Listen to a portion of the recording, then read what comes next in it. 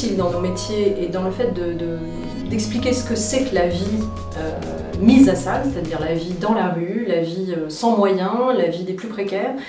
Et le webdoc, c'était un moyen d'essayer de faire vivre cette vie-là aux spectateurs, aux internautes, ce qui n'est pas évident. Ce qui n'était pas évident avec les autres moyens, et on a toujours du mal à expliquer ce qu'est vraiment la vie des plus précaires, et notamment en France. On passe devant les SDF dans la rue, on entend parler des familles roms expulsées, mais qu'est-ce que c'est que leur vie? Comment ils vivent au jour le jour? Le webdoc permettait d'avoir accès à ces personnes de manière directe et qu'elles montrent quelle est leur vie. Et d'avoir accès aussi à un public beaucoup plus large que d'habitude pour expliquer ce qu'était la vie de ces plus précaires.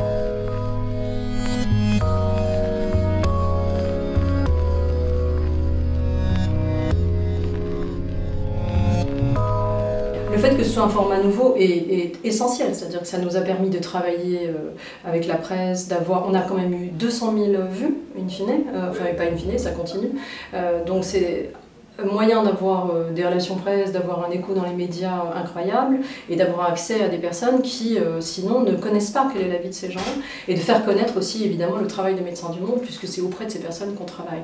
Donc le fait que ce soit une nouvelle manière assez innovante d'avoir accès à ces personnes et de montrer un nouvel outil nous a permis de parler de manière un peu renouvelée d'un sujet dont tout le monde n'a pas envie de voir tous les jours. On a eu donc le webdoc, c'était pas justement seulement le webdoc, on a eu une émission sur la chaîne Toute l'Histoire spécifique sur le webdoc. On avait un partenariat avec Polka qui a publié plusieurs des photos de Diane Grémenet sur plusieurs des portraits et ça nous a permis comme ça d'avoir un dispositif au-delà du webdoc et de pouvoir multiplier les manières de voir cette vie à Sac. Également, on a été sélectionné à Visa pour l'image, à Perpignan, l'année dernière.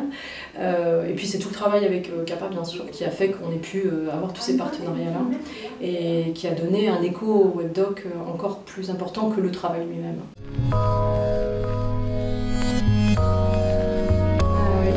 Il reste d'une manière très vivante sur le net, il est encore pas mal vu.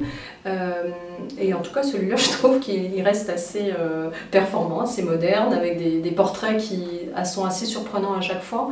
Ce qui n'est pas le cas d'une émission une fois, à un moment T. On est quand même beaucoup moins dans une communication immédiate et c'est quand même ça qu'on recherche aussi à Médecins du Monde, de pouvoir garder ces histoires-là un petit peu plus longtemps que juste une émission ou un 2 minutes. On peut renouveler, revoir le webdoc qui continue d'être vu. Donc je pense que c'est beaucoup de travail, hein. C'est assez long, ça demande beaucoup d'investissement et beaucoup d'investissement de la part des personnes impliquées aussi. Et nous les avons réunis, on les a remerciés beaucoup, toutes ces personnes qui avaient participé au webdoc.